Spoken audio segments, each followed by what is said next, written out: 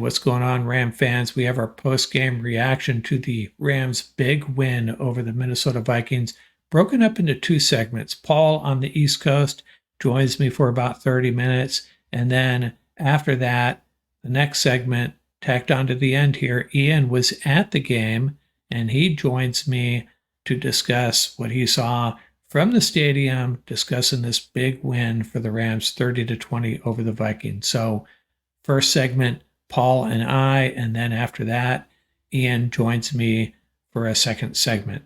Make sure you stick around for both. Hey, Paul, that was a lot of fun, wasn't it? Man, 30-20 win over the Minnesota Vikings at SoFi. How you feeling tonight? That was a great win. It was a great win. It was great to have the boys back. The return of the king, we saw the difference that made. Staff looked like a totally different quarterback. And then, of course, you had Puka Nua, right?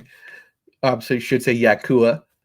Made a big difference also. Played, they were saying that he was going to have a reduced snap count. He sure didn't look like it out there. So huge victory. Yeah, as I'm watching this game, we've already gotten used to, kind of being a little deflated about how the Rams have been playing. Okay, we get Kupp and Nakua back. And as the game started out, it was like, oh man, we're just going to get hammered. Offense kept on answering, and slowly, I started to realize we got our Rams back. We got our Rams back. They played well in every facet of the game, and man, it was just a lot of fun. And by the time we got into the fourth quarter, I was like, we're the better team by far, really the better team. Minnesota hurt themselves over and over and over again, but still, I think every unit, for the most part, maybe with one exception, played better than we expected, better than I expected. Yeah, you can just look at probably the most, to me, the standout difference was if you look at the quarter by quarter breakdown, the Rams scored points in every quarter. So once again, they did fall behind. We know that troubling trend has been consistent, but however, take a look at the breakdown quarter by quarter, 7, 7, 7, 9. So being able to not only keep it close, but then create that separation is what allowed them to win tonight. And, we're going to talk about all the great individual performances and everything else. So definitely shout out to, Puka Yakua, right? Yard after catch. The dude just simply refuses to go down after first contact. Return of the King Kupp. Staff, as always, optimists. But a shout out to the two rookies on the O-line, Bo Limmer, Justin Dedich, played their hearts out against a very aggressive defense that's blitzing, stunting, doing all this movement on the line. So shout out to them. That's what it's all about. Battle to last man standing. Yeah, and our offensive line as a unit was incredible. Kept Stafford clean pretty much the whole game. And when they couldn't keep him clean, he was that one play he made ducking under the arm tackle. We don't see that from Matthew Stafford very often, but man, just over and over again, answering every shot the Vikings took at us, we answered it with one of our own, and slowly we kind of warmed down. And by the way, I gotta say, we'll get back to some other players that deserve shout outs, but it was kind of disappointing to me. I went to one of I think it was CBS Sports, and the lead story was the missed face mask call. And come on, that it was a missed call, I guess. It certainly didn't cost the Vikings the game, though. They probably weren't going to score there. But if that's what you want to write about, that's pretty sad reporting, in my opinion. There was a lot of good stuff to report from the Rams' perspective, especially.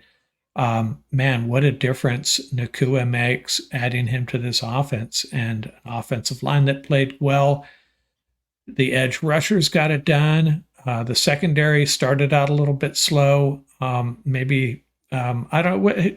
Tell me how you feel. How'd you feel about the secondary those first two series? Was it just a matter of a good Vikings defense having some script, a good Vikings offense having some scripted series and taking it to us?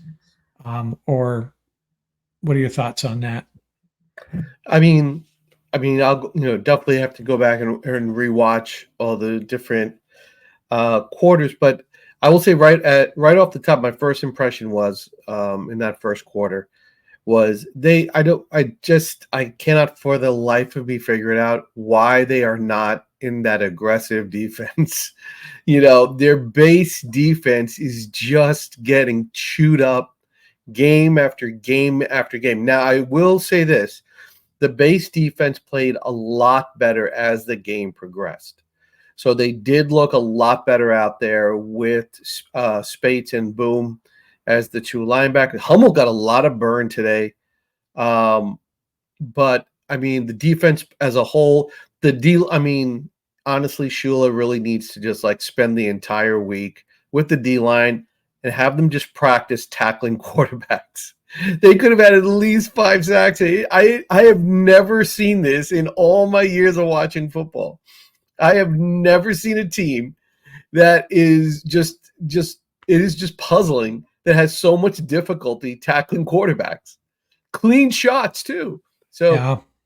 but the physicality and offense, the Rams running game, shout out to, listen, it was great to hear the announcers talk about it. When are people going to stand up and realize that Kyren Williams is a money back in the NFL? He is one of the prime backs in the NFL. He showed it today. Great job. And shout out to McVay. McVay breaking out the 12 and the 11. Ram Nation, just a major. Obviously, we're going to talk about at the roundtable later on in the week, but one of the things to really walk away from is the utilization of everybody on the roster. So they, just like we had talked about at our last roundtable, Corum got 4 carries today. Put that in with Kyren. That brings them up to 27 carries, right? You had 2 carries by Nakua. That's 29 carries on the ground right there. Bingo. There you go. And that's why the Rams had, they dominated the time of possession.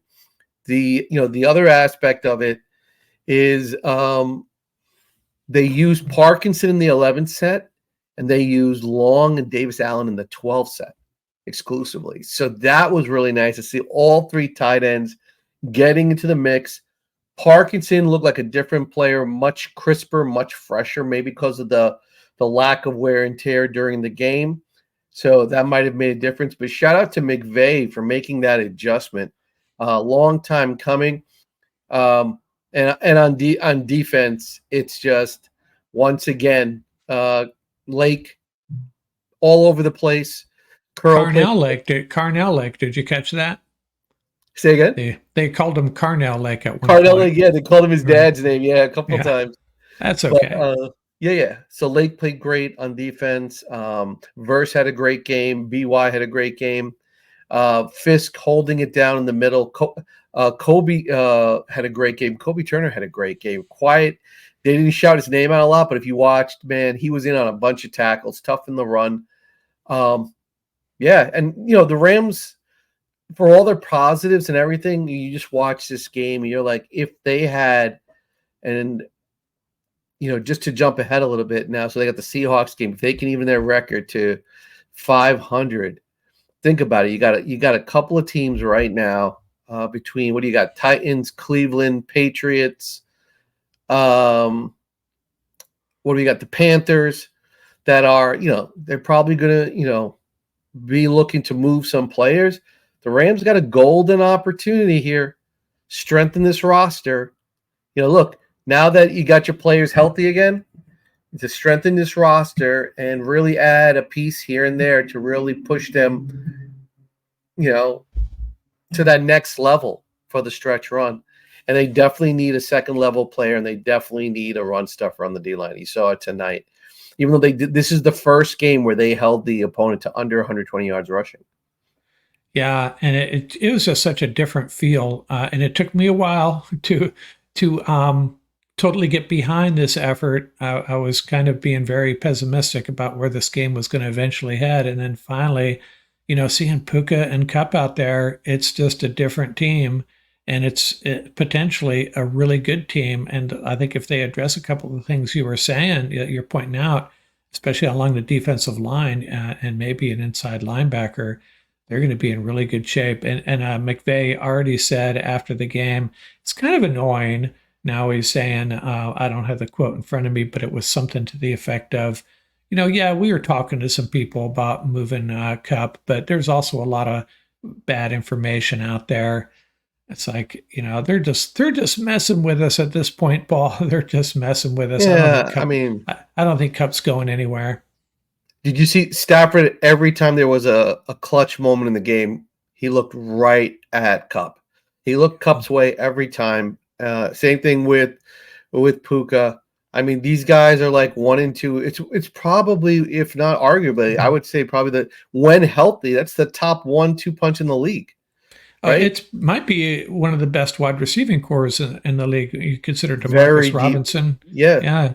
And when Whittington comes back, man. Yeah, it's a very deep room. And if you think about it, is it just to talk about the impact of these two players? Is it any surprise D. Robinson, who had been double covered the entire season, right?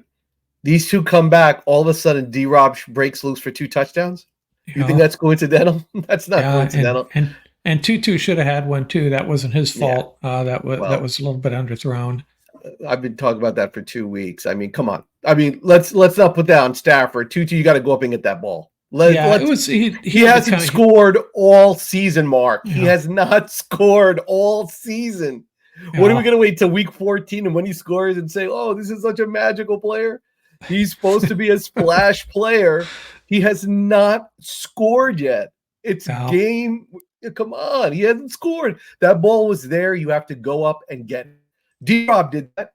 That was not a perfectly thrown ball. The guy, pass interference was called in the play. He played through the contact, made a great catch, and that's the big difference between settling for a pass interference call and getting the ball maybe at the 4 or 3, whatever, and then getting the 6 points. And that was the difference. And this is the big deal. Tutu's only catch was an 18-yard crossing pattern. He caught it and ran it out of bounds. That's what he does. There's nothing wrong with that. Those are the routes and where he thrives. Those crossing routes, he's very comfortable catching it, walking out of bounds. Utilize him that way. Nobody's saying that. Utilize him that way. But stop trying to force it to him. It only hurts the offense. You're walking away with a big goose egg every time.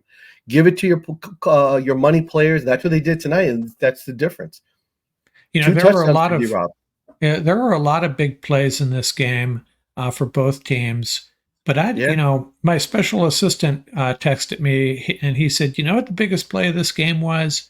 It was the second to the last play of the first half where the Vikings decided to run the ball from their own 2-yard line instead of taking a knee, and their left tackle. And the left tackle got hurt, yeah. And after that, we really exploited his replacement there. They were chipping a lot, helping him out, but when they weren't, they feasted on that and made it really difficult for the Vikings to get their passing game going. I don't know what they were doing. There was plenty. I know sometimes when you're really backed up, you don't want to. It's difficult to take a knee. They had room there. They had room to take a knee if they wanted to, and go to the halftime. And he could be out for a while. I have no idea, but it didn't look good. But that was a real pivotal point in the game. Yeah, that's a great observation. I'll tell you, because you're on the road. It's a short week. You had a tough game against the Lions, right? Take the knee, go into halftime. It's a 0-0 game basically, right? Come out, and fight. The remaining 2 quarters. That was just a peculiar call on that one. You're right, and unfortunately it backfired, and that could be, depending on the severity of the injury, that could be a season changer.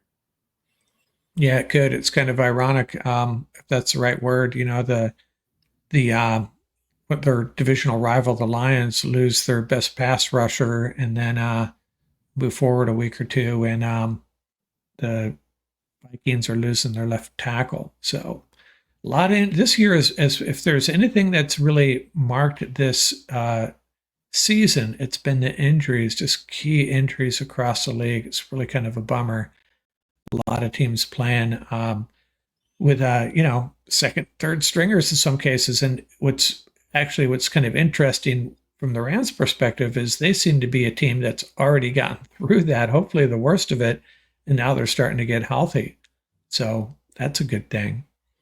Yeah, yeah. So they're definitely on the upswing, and knock on wood, right? Let's remain hopeful that the injury that are behind us. But this is football. Unfortunately, that's just not going to be the case. Injuries occur.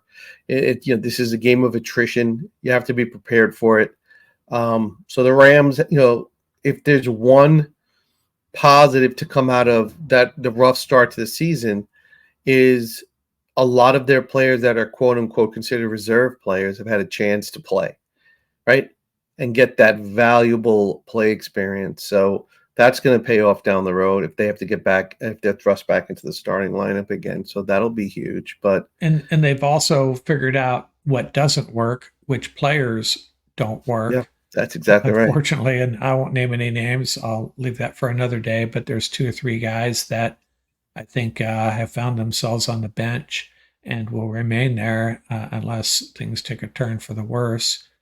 But man, exciting win, fun win. I took a moment I was thinking about this performance, and I haven't given a lot of thought to this, but I went through real quickly and assigned some grades to Interesting. each of these units, and they're probably off. The point I'm trying to make here is virtually every unit stepped up, Yeah. and we'll go through this on the roundtable, and I'll let you and Ian maybe take another hack at it after you watch the film. But it's really impressive how every unit stepped up. Even Ethan Evans, um, who do you give game balls to this? If you're Sean McVay in that locker room, who do you give game balls Yeah. to? It was probably about 20 guys. And that's the problem with giving out game balls. And I've seen this in the workplace where, you give a shout out to 3 or 4 guys, and the one guy that, man, he he really busted his butt too and gets overlooked, and that could happen. I don't know. These are professional athletes. They don't lose sleep over this stuff, but there are literally I could name 15 guys on this team that you could make an argument for getting a game ball. Um, I won't start down that road, but a bunch of guys played really, really well. But you're absolutely right. And I think um, that's the sign of a good team, that in any given game, you're like, all right, who's getting the game balls? There's so many worthy Yeah. candidates. That's a great problem to have, where in the start of the season, you're down to like the same 3 or 4 guys, right? So, Yeah. I mean, right off the bat, I mean, it's a shared game ball between Dedich and Limmer. I mean, Limmer to me is just the Rams player of the year.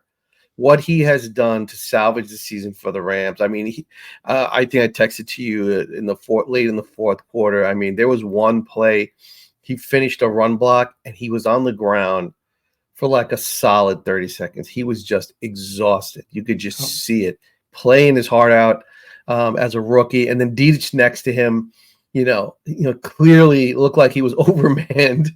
He was outgunned last week and this week. You could definitely see it, but he's still battling. And then 1 or 2 plays, there was that one play on the quick throw to Yakua, right? Yard after catch, right? Yakua, he catches it, and who's out in front? Dedich. And I was just like, there it is, kid. That's how you do it.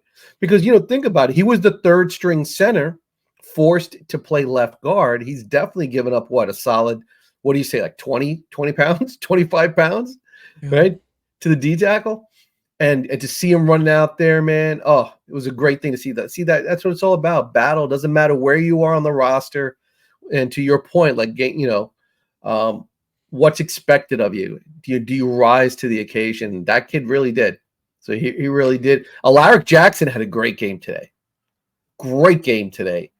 And on the right side, the money guys, the Hammerstein monster, and then you got our buddy K Dot. I mean, just holding it Yeah. down.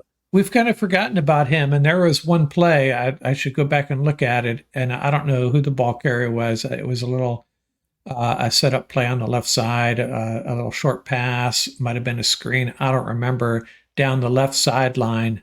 It was a 15, 20 yard gain. And Kevin Dotson was down there. The right Yeah. guard was had a full head of Had his steam, yeah, laying people yeah. out, so that's Yeah, it was good. awesome.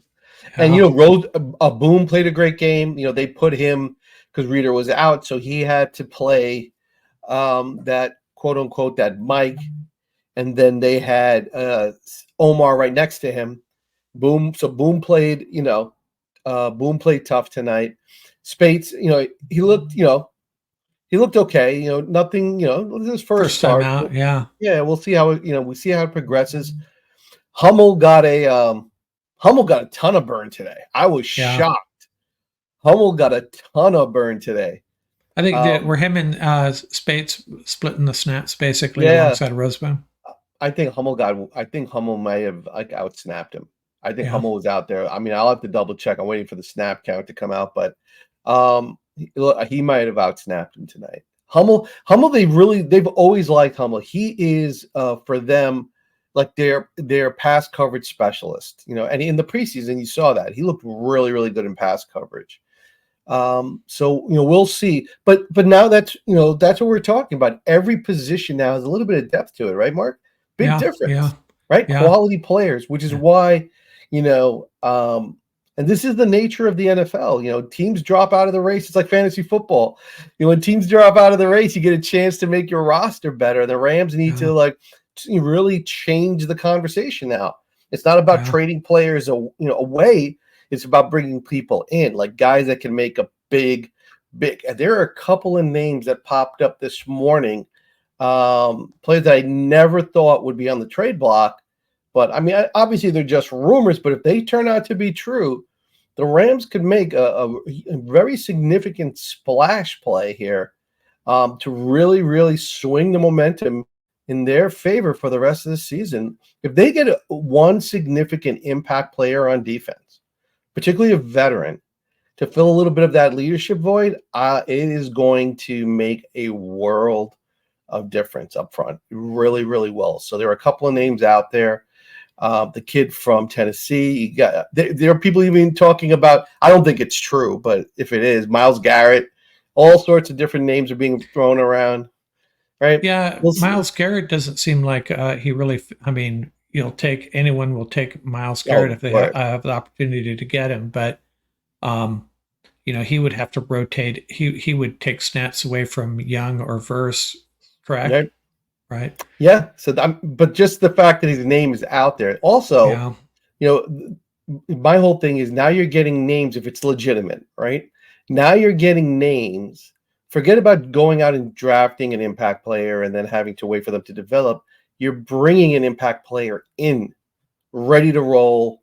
Probably, maybe the classic case, a player that hasn't won a ring that wants to chase a ring. These are the great scenarios for the Rams. So I'm just, throwing his name out just as a comparison. Yeah, it would be something we'll have to monitor because I think the Rams may have become buyers instead of sellers with this win. And they have another game before the trading deadline, right? And the type of player that they really need are like these sort of like these really tough as nail blue collar types. So these are not these like sort of like steak and sizzle guys. So that's going to help them too, because that's going to keep the price in a sort of a digestible range. As you could see my food analogy, because I've been eating all night. Yeah, man. Hey, I haven't seen McVay's victory speech. I'm going to take a hack at game balls just for the heck of it. Go ahead, go for it. Who McVay is giving game balls to? He's going to give one to Demarcus Robinson. Yeah, that's great. He's going to give one to the offensive line as a group. 0 sacks today. Yeah, and now the thing about Puka and Stafford, I think McVay realizes they don't need game balls, but Puka probably deserves one.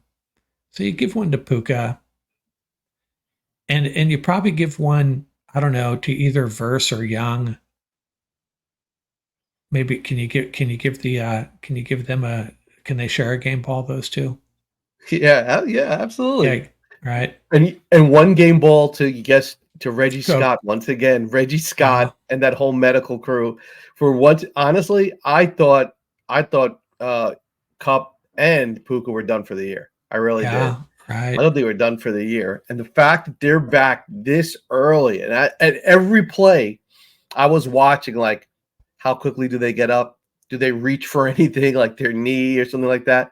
And that last play to Cup, when he accidentally stepped out of bounds. First of all, that was a terrible call, but we'll keep it positive. That was very simple. A terrible play call. Oh yeah, yeah. If you're trying to kill the clock, you don't call any play near the sideline. That's exactly Yeah, what could happen. they did That's two in a exactly row. what happened. They Yeah, did you can't do two in a that. row. Yeah, you can't do that. Doesn't matter who the player is, right? Yeah, Um, Especially players who haven't played in a while. But that is the same, very similar to the type of play that Cup got hurt on. And as you yeah. saw, the player did the same thing. The drop, the hip, same thing. Just missed his ankle by a couple of inches. I was like, ooh, but Yeah, but man, these two made such a big difference having huge, those two back, and it's just a huge. different vibe on this team when you throw those two guys out there with an offensive line that's playing well. Matthew Stafford, Kyren Williams. Man, that's a dangerous team. It's a dangerous team.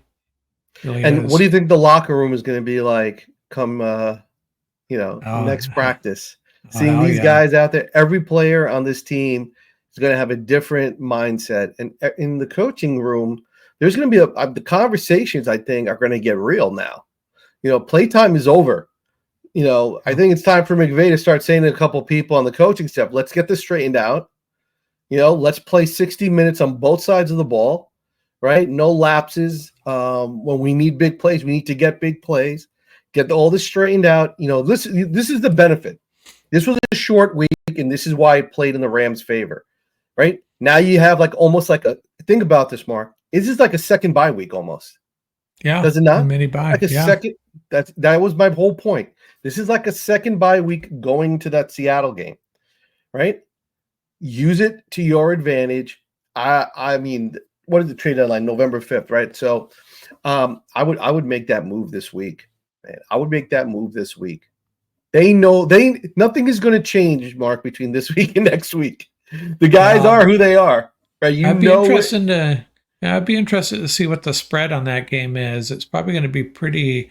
It's probably going to be a 1 or 2 point. Maybe Seattle will be a slight favorite, but Yeah. I don't know if you Think so? noticed, You think but so? yeah, just because it's in Seattle, right? Is it in Seattle? Uh, Off the top of my head, I don't remember. I gotta double check. It might be. But Might be right. yeah, and I don't know if you were following the odds on this game. It was really interesting. Started out at 3, got up to 3.5, and then it got all the way back down to 2.5. And now I was talking to my special assistant who understands odds much better than I do. Now he said that his data showed that 90% of the bets were going on the Vikings to cover, but Uh-huh. the spread actually went down. And so, what does that tell you? That tells you the sharps are betting big money on the Rams. And I think it goes back to one of the two trends I talked about, because I know they love those trends. What traveling from a Sunday to a Thursday across two time zones to the West Coast, 4 wins, 16 losses. Now, I don't know if this Detroit thing, the gamblers really pay attention to that trend. If anyone missed it, every team that has played the Lions has come bounced back the next week with a loss, and in most cases, a really bad loss, including the Rams. After they played Detroit, they got hammered by Arizona. So there's two trends, and the bone uniforms. Rams have a stellar record in the bone uniform, so it's obvious the Rams are going to win. It was just staring right at us. So there you go, spoken like a true sports fan, right? Look Yeah. look for those things. And the real bonus here now is, and I was surprised. I was surprised the Rams didn't come out with like a Dodgers logo somewhere, right? Considering tomorrow is World Well, Series Game well, you One. saw what Hoyt did, right? Yeah. Hoyt did the home run in the LA sign, right? I think There it you was. go. Yeah, That's why Hollywood is the man. yeah. Hollywood is the man. When they And re-signed him, I was the happiest guy. I was so happy. I did a pet peeve. I haven't done any sports pet peeves in a while. I do that on the podcast during slow times, and I've probably done about 50 of them. Just really things that really annoy me in the sports world. And one of them is, do you always have to show the Santa Monica Pier every time the Rams are playing in prime time? Do you really have to? And Al Michaels, who's an LA guy, actually said, did you catch that? He says, you know what? We usually show the Santa Monica Pier.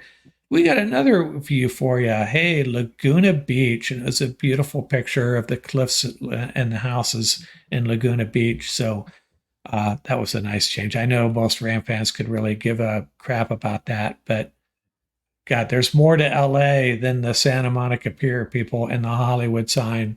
But whatever. Yeah, I mean, look, it's a great win. At the same time, the coaching staff has to, they have to remind the players, look, it's just one win. We're fighting to get back to 500, just to keep them grounded, right? And really instill the mentality, the type of players that they welcome back today. What type of players are these?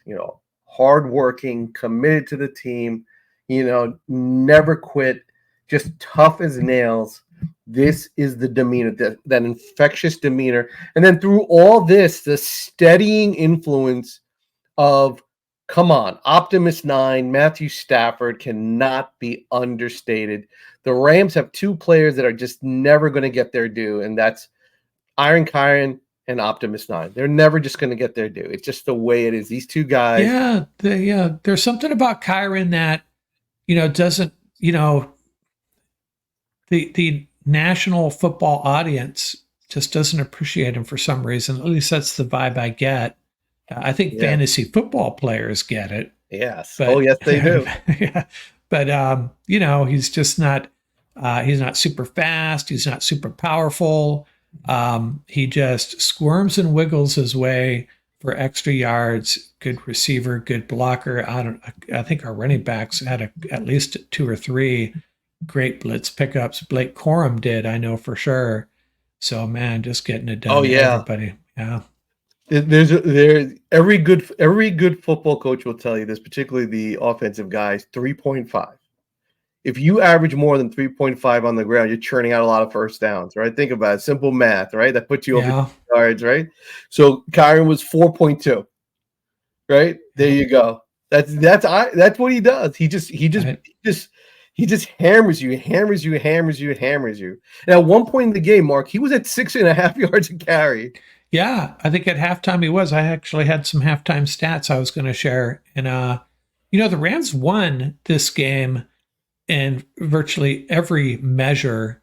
And, especially, one thing that we can't totally ignore, the penalties. Vikings just screwed themselves over and over again. 5 first downs by penalty. But, that's on them. That's on them.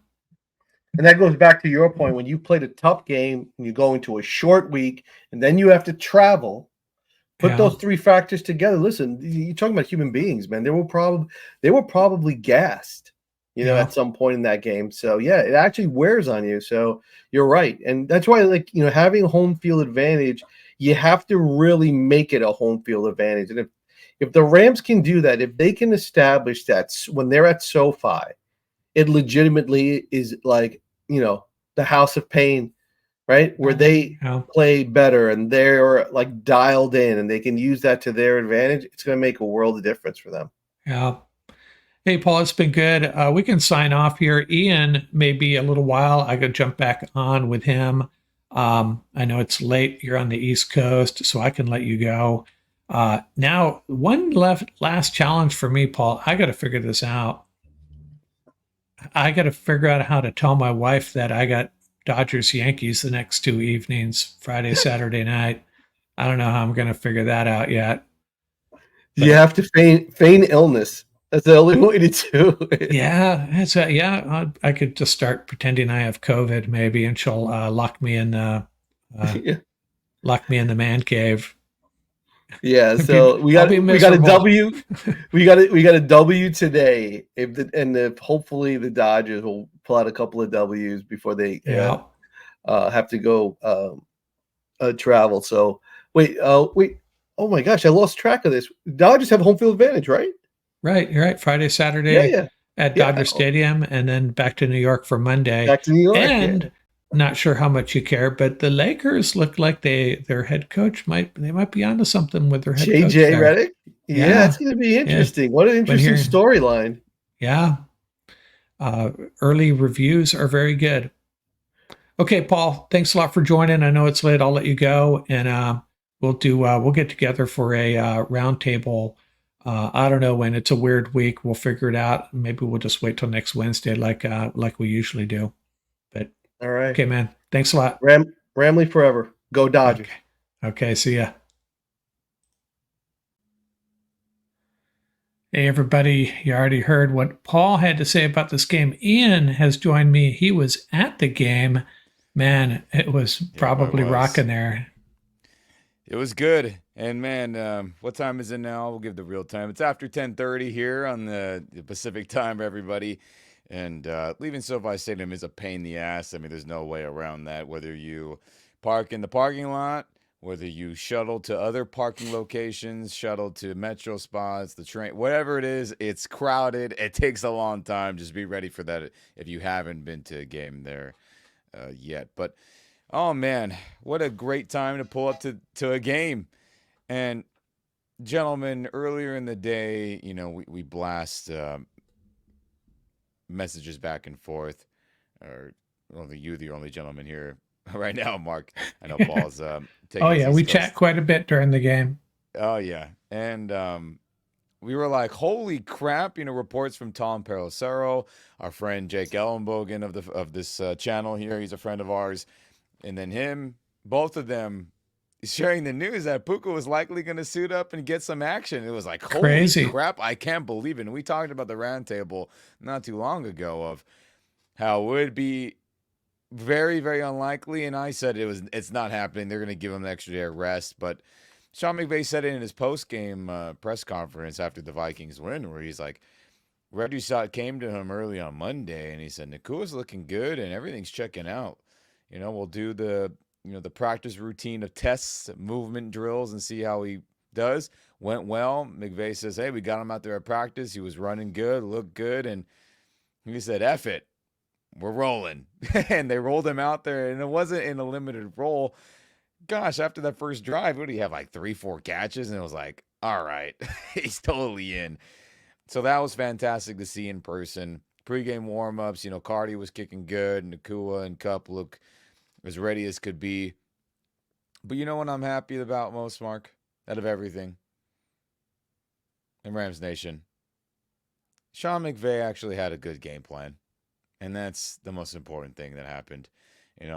I was pretty frustrated talking about how he was not having good game plans, where it was playing like Nakua and Cup were available, right?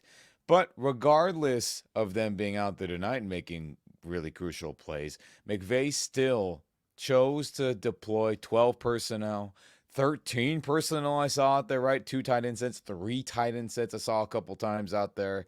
And that was fantastic to see, because that is the winning formula. Be multiple. Deploy everyone possible. Keep the defense guessing so they can't just guard 11 personnel, the 3 wide receiver sets. So that was absolutely fantastic to see offensively. And hey, good play designs, stuck with the run, play action pass. And then Matthew Stafford didn't get sacked at all, from what my Crazy. memory says in the Yeah, game. he I mean, did not. obviously, it fantastic freaking job by the O-line. Dedich played insanely better than he did this last showing against the Raiders. It was night and day difference just based off what I was looking at with my own 2 eyes in person at SoFi Stadium. And man, oh man, I mean, we needed this victory to stay alive, and I'm glad Nakua and Cup are ready to rock. And also based off Sean McVay's comments about how a lot of the falsehoods of trade rumors were out there about Cup, and a lot of stuff out there wasn't true. He said in the post-game press conference, I'm glad to have Cup back, and I anticipate it staying that way. So I think Cup's going to stay around for at least another week Yeah, at the minimum. And Yeah, that's good. yeah, it's almost like the Rams generated this drama, this gossip, if we want to call it that. It's really Yeah. confusing to me. Maybe they just enjoy it. Maybe they just like getting the fan base spun up, getting some headlines, getting their team in the news, but Yeah. it kind of drives us crazy. But, I don't want to regurgitate too much of what I already discussed with Paul, but one of the big Yeah. takeaways for me was as the game evolved, the Vikings drive down the field and score. We answer. They drive down the field and score again, and we Yeah. answer. And I'm thinking, we're not going to be able to keep up with them. And then as the game started to evolve, I start to realize we're the better team. We really were the better Yeah. team. Now, the Vikings screwed themselves with the penalties, Mm-hmm. sure. And I think the missed face mask at the end there, they probably weren't going to score Nah, anyways. And it never. was a missed call for sure. But It come was. on, there's bigger takeaways from this than a missed face mask with a minute and a half left in the game, in Yeah. my opinion. Yeah, for sure. And we'll get to defense. And how about that? When Cam Curl banged his knee in the first drive of the game, I was like, you got to be freaking kidding me. And everyone in the stadium was like, it just had that bad, like, oh, is it going to be one of those days? And obviously, their first couple touchdowns on pretty much the same concept, which would be, a delayed, shorter crossing route or drag route to the opposite side of the field, where, Sam looks right and then throw left. When that happened twice in a row on touchdown drives, I was like, gosh dang it. But we matched it, and after that, it wasn't too much more success, luckily. But, Cam Curl did come back in. That was a boost. And the cheetah package, man, that we talk about on here all the time, and the dime cheetah package, 6 defensive backs, plus, having all the speedy linebackers, outside linebackers, did us good on many instances. And then once their starting left tackle was out, I mean, Jared Verse was just absolutely dominant, and he was freaking fantastic. I loved earlier in the game where he's doing the skull chant to troll the Vikings fans, which, respect to them, there was a decent amount. I wouldn't say it was 50-50 or 60-40. I would say maybe it was more 70-30, 65-35 if I'm being generous with how much Viking fans were out there in the stadium. But it was good to see that troll by Jared Verse, and good to see the defense come up clutch in some big moments, because definitely I felt like, oh, Justin Jefferson is going to have 200 yards on us based on how those first couple drives are going. But, he was neutralized for the most part. Pass rush got there.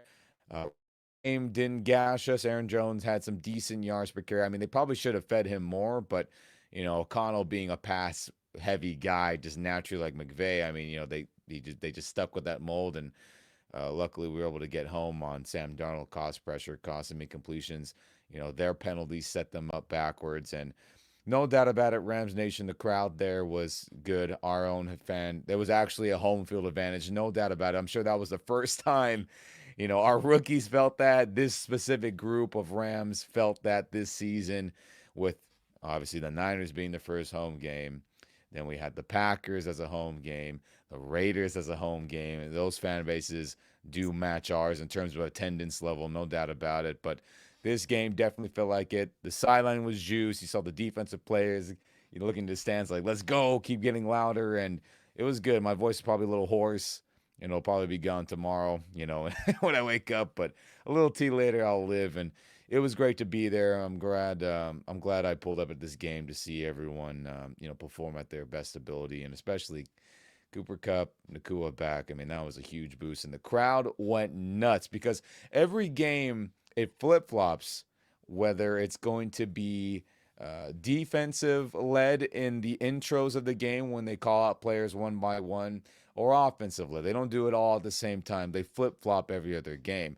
It just so happened that the offense was going to get the extra attention during the tunnel lead out. So, lineman get the individual call out, running back, and then Nakua and Cup screams and cheers were loud, and obviously Stafford, the quarterback, being last. So, fate of the universe, Mark, and Rams Nation. Yeah. It just everything came together. I mean, whether it was on purpose, whether it was not, whether the football gods bless us. So, if it's a little bit of all of that, we don't win that game without Nakua and Cup making big time catches, big time plays. There's just no doubt about it. But the season's alive. Everyone felt good. everyone's chanting "Go Dodgers" next after everyone's leaving the stadium, feeling good tonight.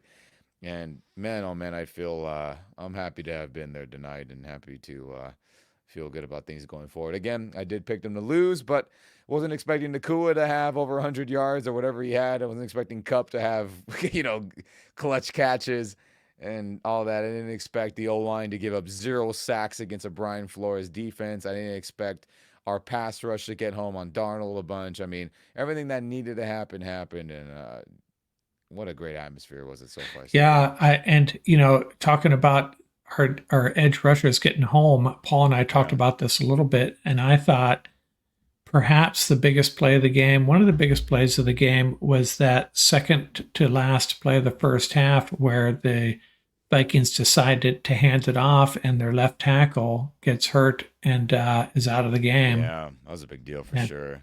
Yeah, kind of a strange call. I know teams do that at times, but take a knee, go to the locker room. They'll be ruining that for quite a while, I think, losing their left tackle. I understand it. Truthfully, Aaron Jones has that home run ability if he's got a crease. And there's a couple of times I was like, uh-oh. And then obviously we were able to swarm and can, stop him from getting even more yardage. But he has that ability. If he breaks away, I mean, he can make people miss. He's got great juking ability. I mean, he can definitely make somebody miss in the open field.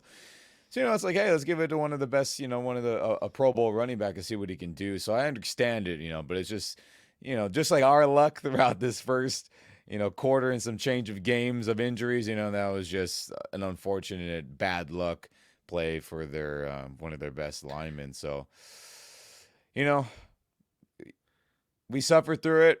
And people don't care. I mean, it's the same thing there. You play who's out there and you try to win the games. Nobody gives a damn who's hurt and who's not. I mean, it's a factor, but you got to overcome it, and we couldn't overcome it for weeks. And obviously it hampered the Vikings definitely in this game, but they still have a lot of star-studded players and their line's still pretty good in general. So no excuses. We got it done. We were the better team, and I'm glad we pulled it off. But gosh, that was good. That was a great atmosphere at SoFi Stadium, and we needed that big time. And I hope this propels forward for future home games where the players can feel that. Yeah, the how things have flipped in just a couple of days. 2 days ago, 3 days ago, we talked and we were like, "Oh, Rams are gonna sell out. They're gonna trade Cup. This is not going to go well." And to our credit, though, we did say if they win this game and the next, then it's full steam ahead. But if we lose this game bad and then we lose the Seattle game, then it's toast. So we're halfway there to for things being full sail ahead with this group, And I mean, we have Seattle at Seattle, winnable, and then New England, winnable. And then Monday Night Football against the Dolphins. Ooh, and I'll try to be there for that one. Yeah, and I don't right now, the Dolphins, I looked at some team stats and they have some very, very sad offensive stats without Tua. Yeah. Don't know if he'll be back.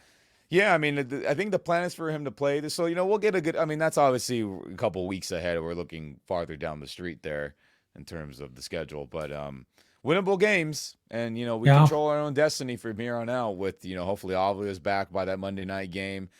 I don't expect John Johnson or Jonah Jackson to be back since they had big shoulder injuries. So if we're lucky, maybe, right? I mean, we all thought Nakua wasn't happening, so who knows? And but hopefully by that next home game on another primetime slot, hopefully we have more reinforcements and we can really, start things going. But today was a great first step. Today was a great atmosphere again.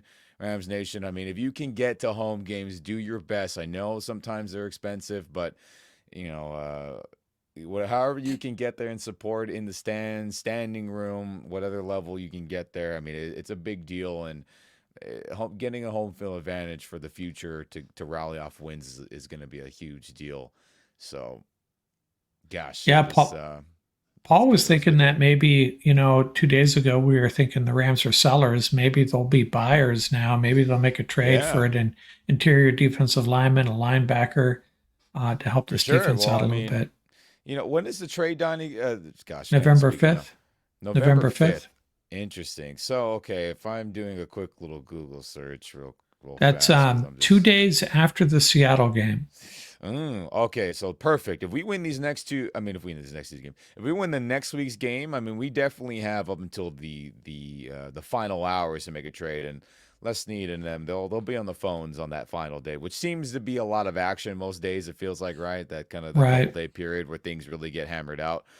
So if we win in Seattle on the following Sunday in a week and some change, I mean, we're definitely be in that mold because maybe Cleveland folds more, right? Are they selling players? Obviously, they already bailed on Amari Cooper. I mean, does Tennessee have more players to give, right? Do they have somebody to Yeah. share? Because they're already barreling on a couple players. I mean, things are available if we handle Yeah. business in Seattle, which is good, which is a very good sign. So I just have to think today was that good, the man. Today was a good day. Cardinal Nation, Seattle Nation, 49er Nation are not happy with what they saw Oh, tonight. oh yeah, they're just like, gosh dang it. I mean, definitely. I mean, look at Arizona has the current tiebreaker over us, but we play them in the final game of the season, so we can handle business there. Uh, you know, 49ers definitely got to be like, I can't believe we blew that against them earlier in the year, and I mean, if they make a couple catches here and there, then they probably do beat us in that game. But they didn't make the plays, so we won, right? And I'm sure they're pretty pissed about that being uh, a tiebreaker decision in our favor and that at the moment.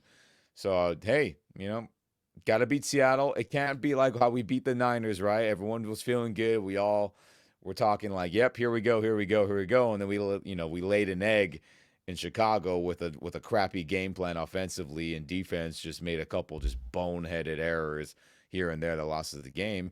No different coming up in Seattle this next week. It's got to be the same mentality of like, the game plan we had against a good defense in the Vikings, got to treat it the same against another 3-4 scheme with McDonald and his new defense that's hasn't looked good most weeks out of the year. So we'll see, but no doubt about it. Rams Nation tonight was good, good energy.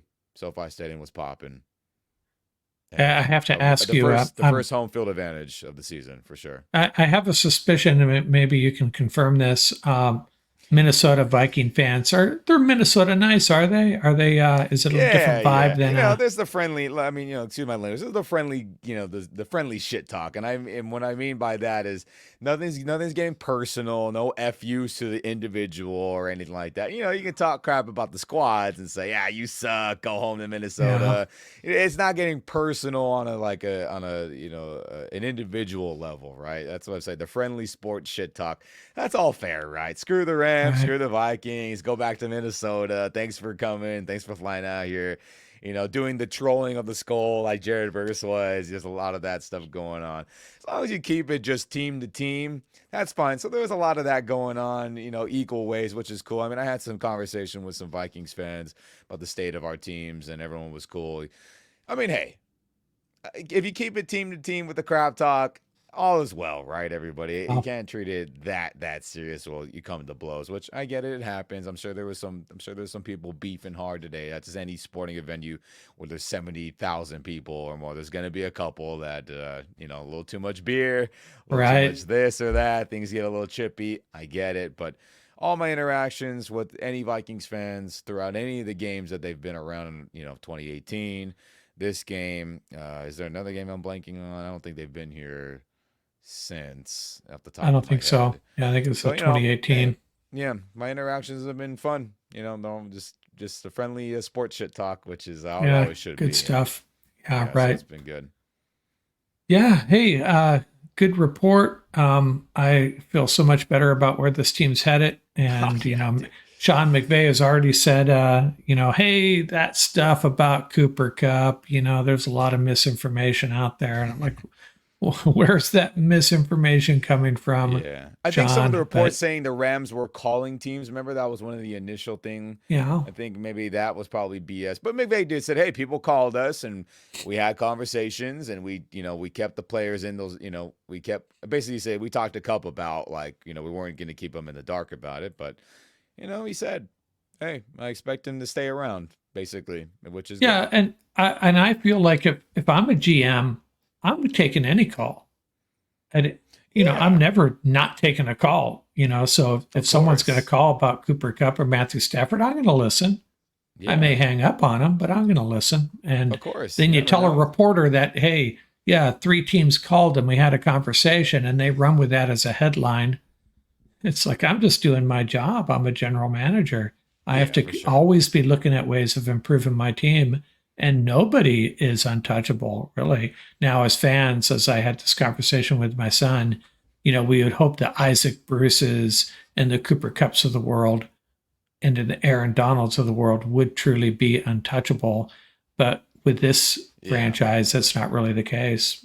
No, it's not. And we say the this team, the McSneed, the McVay Lesneed combo, the McSneed combo is they're savages. They'll bail on anybody at any time, no matter what their You pay know, scale is and what their stats of the team. So we'll see. We'll survive it for another week. But if we get slapped around in Seattle, then you yeah. know things could change again.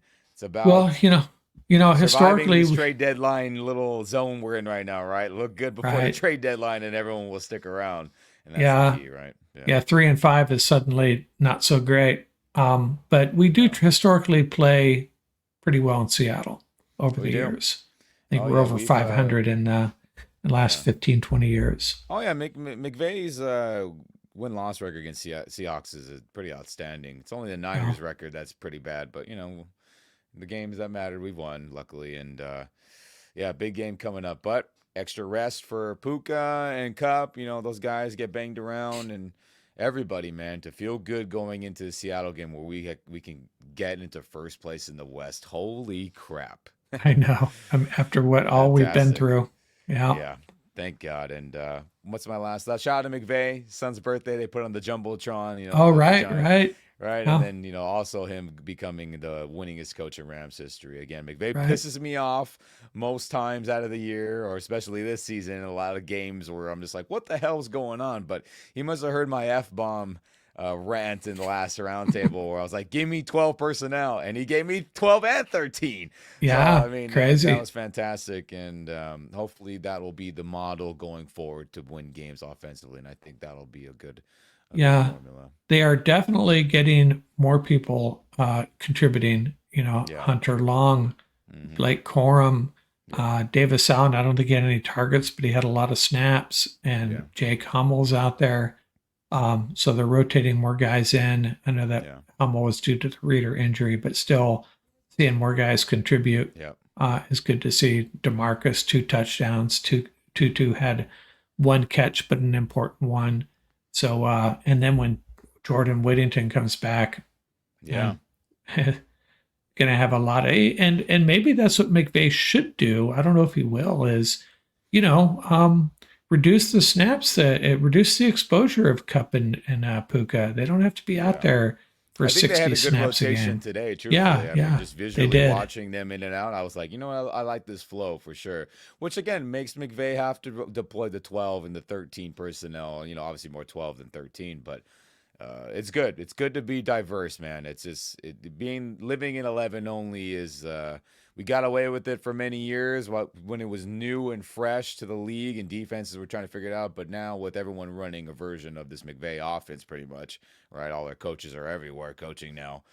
Um, gotta switch it up. So it was good to see that today. And whew, what a game! Yeah, fun times. Okay, Ian, thanks a lot for joining late.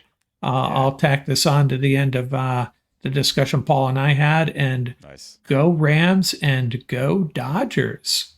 Go Rams, go Dodgers. And real quick before we go out, in honor of the 18 Cup in the background, and who knew what the status was of this game with him in the future, I was like, I gotta wear the OG Cup, so that's what I had on today. I had the Oh, number nice, 18 Cup that I nice. wore at the stadium, and I was like, well, let's channel that 2 touchdown Vikings game from way back, and we channeled some of it today. So good to see Cooper Cup have some good moments today, and hopefully he'll stick around like McVay says. Yeah, hey, there's a lot of guys that had a good day, and Yeah. we'll talk about that on our next roundtable, perhaps. Yeah. Okay, Ian, thanks a lot. Out here from Rams Up. Go Rams, baby.